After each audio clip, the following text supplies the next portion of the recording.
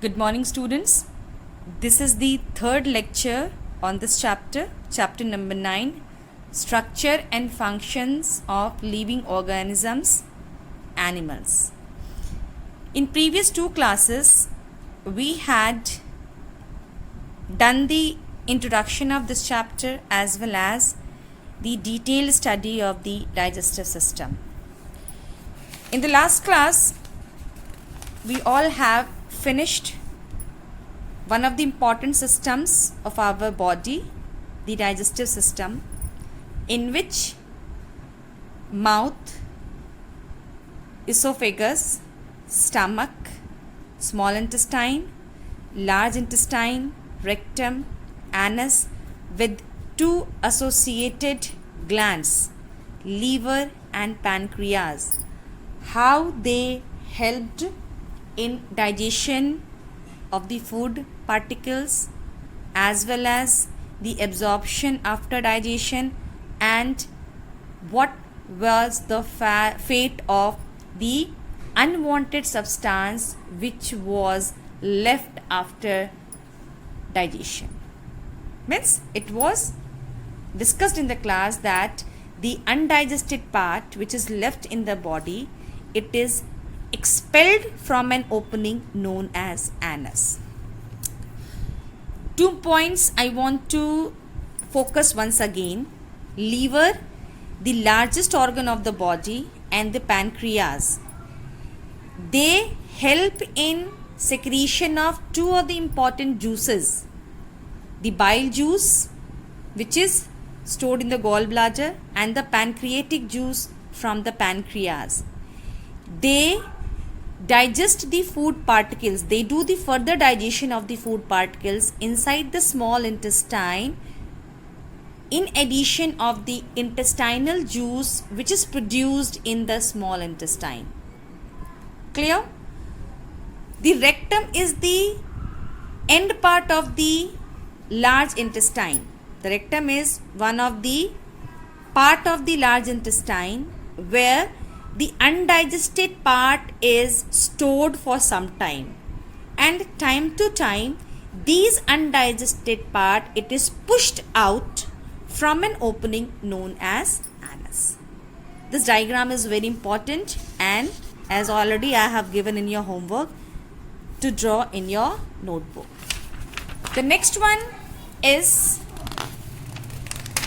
the respiratory system.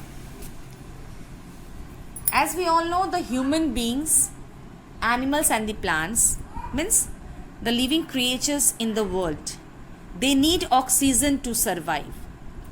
In standard 5, we had read about the breathing process and a very short study on the system. System means the group of organs to perform a particular function. Here we are going to study about that what are the names of the body parts which are involved in breathing process. Now the first question that comes in our mind is, what is the difference between breathing and respiration? See, very clearly I am explaining you. Breathing is the physical process. Breathing is the physical process which is just seen to us.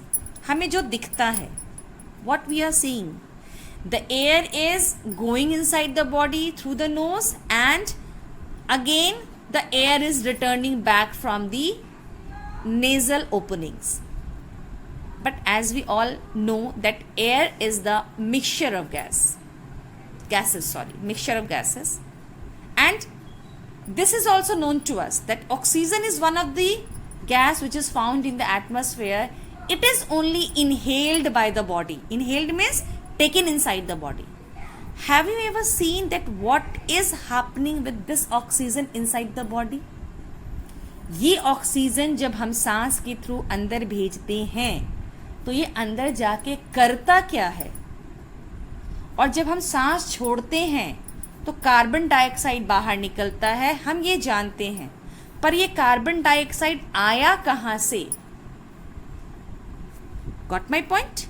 The external process which is happening outside the body, means entering of air and exit of air. It is your respiration. But when this oxygen enters our body, there are some chemical change, some important functions takes place, reactions takes place in the body, and then the carbon dioxide is formed. And carbon dioxide is not important, it is harmful to us, hence it should be removed out. Clear? So breathing is the external process, respiration it is in the internal process. Now this is the definition. Respiration is the process in which oxygen is taken in and carbon dioxide is released from the body. This is the definition. What happens in this process? During this process, there is a breakdown of food that results in the release of energy. Now what I said? When we respire, when we breathe, the oxygen enters. The oxygen breaks the food and results in the release of energy. The respiratory system in human beings consists of the following organs. We will discuss this later on, but first of all try to understand this line. How this oxygen help in releasing of energy into the body. See, in the digestion, we all have read that the food is being digested in the body with the help of some of the body parts, and in the small intestine. In the small intestine, after digestion, the nutrients are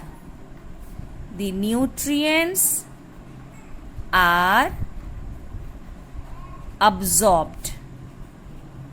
Where? In the wall of the small intestine. Nutrients are absorbed. After absorption, these nutrients goes into the blood. ठीक है? अब आप इसको समझो. This is the tube of the blood. Okay, where blood is present. B is for indicating the blood. The blood is mixed with nutrients. From where it has come? After the digestion and absorption into the small intestine. हमारे शरीर में खून की नलियाँ हैं.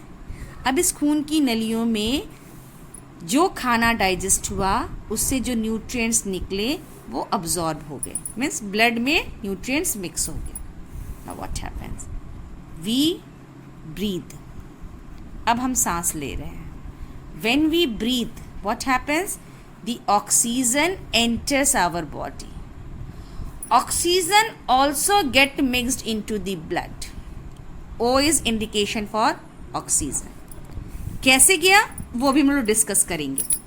अभी आप इतना समझो, डाइजेशन के बाद न्यूट्रिएंट्स ब्लड में, ब्रीदिंग के बाद ऑक्सीजन ब्लड में. ठीक है. Now did you recall that which of the nutrients help in the releasing of energy giving nutrients? It is your carbohydrates and fats, but fats we take in a very small quantity, so we will talk about the carbohydrates. Clear? Carbohydrates. Now what happens? We will take example of glucose. Glucose, the simplest carbohydrate, its formula is C6H12 and O6. I have already taught you in second chapter. It is made up of six atoms of carbon, 12 atoms of hydrogen and 6 atoms of oxygen. When it is when the oxygen act on this glucose, when they react, जब ये दोनों में reaction होगा, then what will happen? There will be breakdown. CO2 form होगा, water form होगा and energy will be released. आप अगर ध्यान दोगे, this is simply an opposite reaction of your photosynthesis. Photosynthesis में आपने देखा होगा CO2 plus H2O with the help of the solar energy, SE, solar energy, they combined and formed C6H12O6 and oxygen was released. ये हमने पढ़ा था, ये photosynthesis का रिएक्शन है। आप ऊपर वाले रिएक्शन को देखो, ये आपका रेस्पिरेशन का रिएक्शन है। This happens in the respiration. देखो यहाँ जो निकला वो यहाँ है। समझ में आ रही है आपको बात? And the energy which is used in the photosynthesis, here it is released. समझ गए मेरी बात को? Respiration is just opposite of the photosynthesis. इसी तरह से हमारे शरीर में जब हम सांस लेते हैं, आप जब बहुत तेज़ दौड़ कर आते हो, बहुत तेज़ दौड़ते हो, तो आप तेज़ तेज़ सांस लेते हो। क्यों? क्योंकि जब हम तेज़ सांस लेते हैं तो हमें एनर्जी मिलती है, हाँ या नहीं? और जब हमें एनर्जी मिल जाती है, हमारे सांस लेने की जो स्पीड होती है वो कम हो जाती है। Oxygen breaks the glucose present in the body and changes into carbon dioxide, water and energy. ये कार्बन डाइऑक्साइड हमें ज़रूरत नहीं है, which is expelled from the body, and energy is important which is used by our body. This is only happening in the respiration. समझ में आई बात? Respiration में ये है आपका respiratory system. The air enters into the nose, then goes to this pipe and then enters into the lungs, and then it goes into the blood. Blood में जाके वहाँ प्रेजेंट ग्लूकोज को तोड़ता है।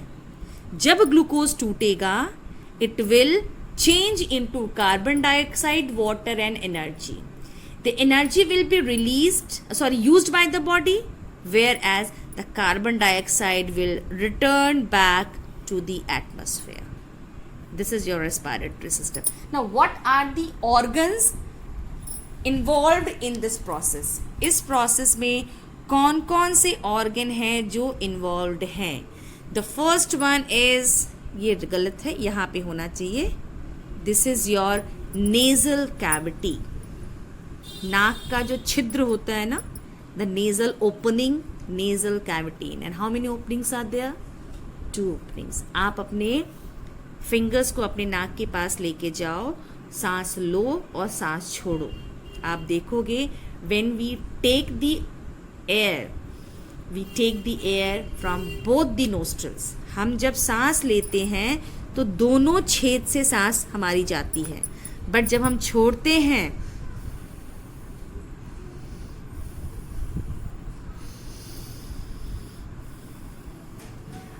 तो we release only from one nostrils most of the time. आप ये activity करके देखो, ठीक है? After nasal cavity we have the second organ known as larynx. nasal cavity के बाद ये एयर सबसे पहले larynx पे आता है, ठीक है? After larynx it goes to the windpipe. ये जो स्ट्रक्चर है ये windpipe, and windpipe is connected with the balloon like structure known as lungs, and this muscle, it is known as diaphragm. The diaphragm plays very important role in respiration. सांस लेने और छोड़ने में इसका बहुत important role है। Now see, nasal cavity.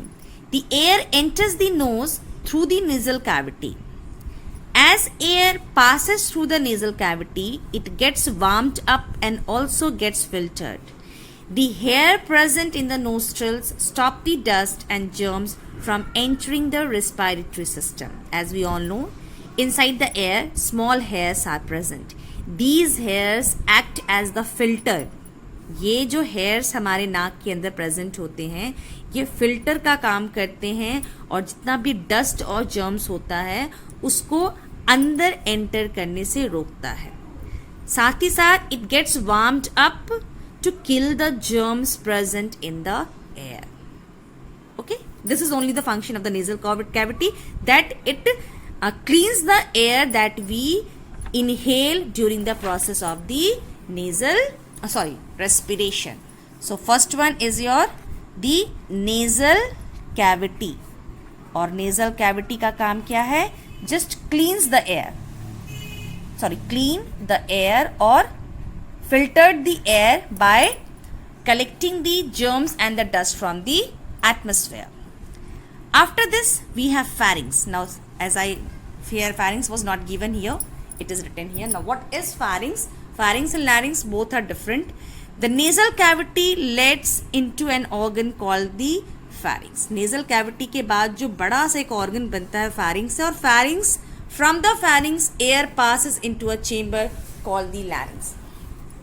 ये है आपका nasal cavity. This is your nasal cavity which starts, and then there is a part. This part is your pharynx. और pharynx के अंदर में ही एक chamber है which is known as larynx. The larynx is also known as voice box. Voice box. आप अपने गले पे हाथ रखो, इस तरह से अपना पाम लो और अपने गर्दन पे डालो. You will and try to speak. You will feel a vibration over there. आप अपने गर्दन पे अपने ऐसे उंगलियों को लेकर अपने गर्दन पे डालोगे, and when you will speak anything, तो आपके गले में एक घरघराहट सी ऐसी फीलिंग आएगी. Why? Because of the presence of the voice box. The larynx produces sound and is also called the voice box. Means हमारे गले से जो आवाज आती है, it is all because of the larynx. किसकी वजह से आती है? larynx की वजह से आती है. The opening of pharynx into the larynx is guarded by a valve called epiglottis. Now this is your pharynx and here is the larynx. In between them there is a door like structure. एक flap like structure होता है जो हवा अंदर जाता है और उसको फिर बैक एंट्री को रोकता है. This flap like structure is known as epiglottis. ये भी बहुत इंपॉर्टेंट है, याद रखो. The flap like structure which is present between pharynx and larynx, it is just a guarded flap. It is known as epiglottis. This valve closes this opening when we take in the food. जब हम खाना खाते हैं तो कई बार क्या होता है, हमें कहा जाता है खाते वक्त बात नहीं करनी चाहिए. The reason is the food may enters your windpipe which may cause suffocation or breathing problem. आप उसको सांस लेने में दिक्कत हो सकती है. क्या होता है? The epiglottis closes the windpipe. Windpipe और food pipe दोनों अगल बगल present रहते हैं. तो when we inhale some air or when we take the food while eating something, the windpipe gets closed due to this epiglottis. जब हम खाना खाते हैं तो जब हम खाना को घोंटते हैं उस टाइम में विंड पाइप के ओपनिंग को ये बंद कर देता है, यही epiglottis. This valve closes this opening when we take in the food. It keeps it open during breathing. पर जब हम सांस लेते हैं तो ये वाल्व खुला रहता है. खाना खाते वक्त थोड़ी देर के लिए बंद होगा, फिर खुलेगा सांस लेने के लिए. फिर जब आप खाना घोटोगे फिर ये बंद हो जाएगा, ताकि आपका खाना गलती से विंड पाइप में एंटर ना कर जाए. क्लियर? तो यहाँ फंक्शन क्या है? Mainly to produce the sound with the help of this voice box larynx and to protect the food entrance while breathing and eating. It is all done by the epiglottis. The third one is the windpipe. It is simply it is simple muscular, or it is an organ which is working just like the food pipe. It is a connecting tube between nasal opening and the lungs. The windpipe is a delicate muscular tube situated in front of the food pipe. ये आपका food pipe है और ये आपका wind pipe है. इस तरह से पीछे वाला फूड पाइप, ये आपका wind pipe. In front of the food pipe in the neck, and it is about 12 centimeter in length and 2.5 centimeter in diameter.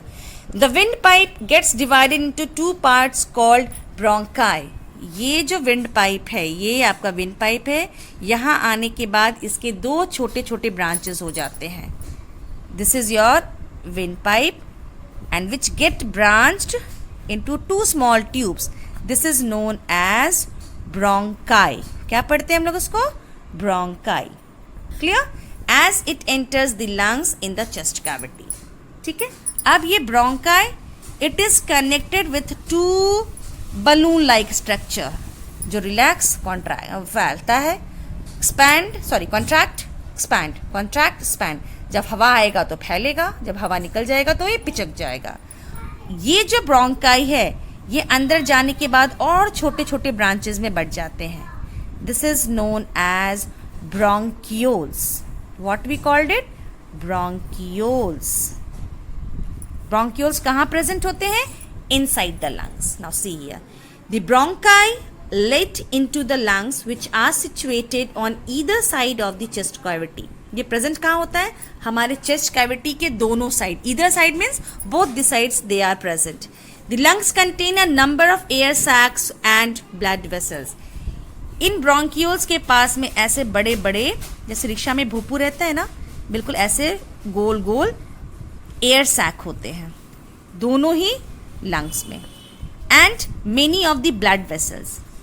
Air sac जहाँ पे हवा भरता है and the blood vessels both are present inside the lungs. When air enter the lungs, the blood vessels around the air sacs take in oxygen and give out carbon dioxide and water. The oxygen is carried by the blood to different parts of the body. In return, carbon dioxide and water vapor from the blood enter the lungs and are thrown out through the nose. अब इसको समझने के लिए यहाँ हम बताना चाहेंगे आपको. ये है आपका लंग, ठीक है, ये है आपका ब्रोंकाई, ये है आपका एयर साइड और ये है आपका ब्लड के कैपिलरीज. हम जानते हैं breathing is a continuous process. तो यहाँ पर आपका CO2 ऑलरेडी जमा है. जब हम सांस लेंगे तो O2 घुसेगा और ये O2 यहाँ कलेक्ट होगा. अब क्या होगा? एक्सचेंज होगा. अब ये O2 यहाँ चला जाएगा जिसको हम डिफ्यूजन प्रोसेस से होगा और ये CO2 इस एयर सैक में आ जाएगा. The O2 dissolve in the blood, ये हमारी बॉडी में घूमने लगेगा. द CO2 जो ऑलरेडी ब्लड में था ये आ जाएगा एयर सैक में. When it return to the air sac, तब ये क्या होगा? ये वापस ब्रोंकाई में जाएगा. ब्रोंकाई से फूड पाइप से नेजल पाइप होते हुए बाहर निकल जाएगा. This is only the method. Means when we respire the oxygen enter in the body and goes to the air sac. As we all know the breathing is the continuous process. तो breathing जब होती है तो वो समय समय पे CO2 बनाते रहता है. CO2 from the body it will come near the lungs. Then what happens? Then there is diffusion. The CO2 will come to the air sac and O2 will come to the blood, and then the normal process will take place. Clear? Next, the role of the diaphragm. Now diaphragm is present just below the lungs. इस तरह से present होता है. When we take the oxygen in, जब हम oxygen अंदर लेते हैं, दिस डायफ्राम पुश्ड डाउन. आप अपने पेट पे हाथ रख के देखो, जब आप सांस लेते हो तो आपका जो डायफ्राम है ना वो नीचे हो जाएगा, चेस्ट फूल जाएगा. डायफ्राम नीचे होने की वजह से चेस्ट को जगह मिलेगी फूलने के लिए. And when we release the air, ये जो डायफ्राम है ये ऊपर आ जाएगा और चेस्ट छोटा हो जाएगा. Means to expand and contraction of the chest. आपका जो चेस्ट कैविटी है ना वो पहले कब फूलता है, फूलने के लिए उसको जगह चाहिए. जगह के लिए ये जो डायफ्राम है ना वो नीचे आ जाएगा. The diaphragm will be lower down and chest cavity will expand. और जब आप सांस छोड़ोगे chest cavity will contract, diaphragm ऊपर आ जाएगा. तो ये डायफ्राम का ऊपर नीचे जाना, it proves that how the breathing takes place. The diaphragm, ये G is silent, diaphragm. Lungs cannot move by themselves. Lungs अपने आप नहीं मूव करता है. It is the movement of diaphragm and the muscles between the ribs of the chest wall. आप अपने हाथ को लो और चेस्ट के पास में रखो, साइड में। सांस लो और सांस छोड़ो, सांस लो सांस छोड़ो, और फील करो movement. The see, this is the chest portion and this is the stomach portion. Here is the diaphragm. You just place your hand here, okay, and place your hand here. आप अपने हाथ को एक यहाँ रखो और एक हाथ को आप यहाँ रखो और आप सांस लो। When you will breathe in, जब आप सांस लोगे तो chest will expand. ये डायफ्राम जो है ना वो नीचे की ओर आएगा। अब देखो ये अंदर की ओर आएगा और ये जो है ना ये भी अंदर की ओर कॉन्ट्रैक्ट हो जाएगा। और when you will pull release the air, जब आप सांस छोड़ोगे तो ये डायफ्राम जो है ना ये ऊपर जाएगा और जो ये चेस्ट पोर्शन है, यहाँ जो मसल्स है, ये मसल्स और ये diaphragm, they play important role in breathing process. Once again आप अपने पास ये करके देखो, ये जो आपके साइड में है यहाँ पे मसल्स है, चेस्ट के जो मसल्स है जो रिबकेज से जुड़े हुए हैं और यहाँ पे डायफ्राम है। जब हम सांस लेते हैं तो चेस्ट हमारा एक्सपैंड करता है, साइड के मसल्स कॉन्ट्रैक्ट करेंगे, डायफ्राम लोअर हो जाएगा। When we release the air, ये डायफ्राम ऊपर जाएगा और यहाँ के जो मसल्स है वो भी रिलैक्स होंगे और चेस्ट जो आपका है वो अंदर की ओर चला जाएगा। Got my point? It is the movement of diaphragm and the muscles between the ribs of chest wall that causes the expansion and contraction of the lungs. Thus, breathing takes place. Okay? So, do you know this is very important? A baby is born with pink lungs. जब एक बच्चा जन्म लेता है उसका lungs pink होता है. As the child grows older, his or her lungs get darkened due to the impurities in the air. इतना pollution है हमारे एयर में जिसकी वजह से हमारे lungs का रंग पिंक से चेंज हो जाके थोड़ी सी ब्राउनिश हो जाती है। On an average the lungs of an adult man can hold about 6 litres of air. लगभग 6 लीटर हवा हम अपने लंग्स में कैप्चर कर सकते हैं, रोक सकते हैं।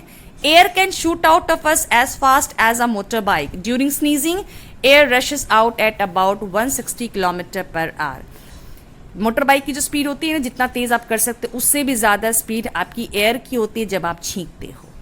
So that's all in today's class. Thank you. Bye bye.